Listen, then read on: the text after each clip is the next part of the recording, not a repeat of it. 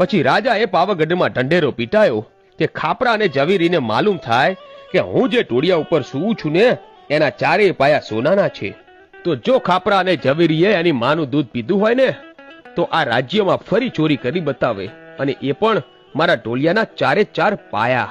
એટલે ખાપરા અને ઝવેરીને ખબર પડી એટલે તેઓએ બંને જણા પાછા મહાકાળી માના મઢે આવીને કહ્યું કે હે માળી, અમે તો 3 રત્ન ચોરીને લાવ્યા છીએ અને એમાં તો અમારી 7 પેઢીઓ ખાઈને તો પણ ખૂટે એમ નથી.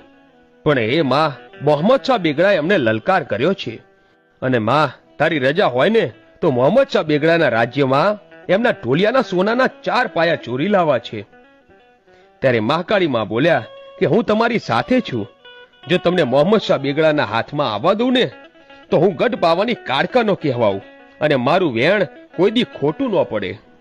અને પછી તો ખાપરો અને ઝવેરી અને સાથે મહાકાળી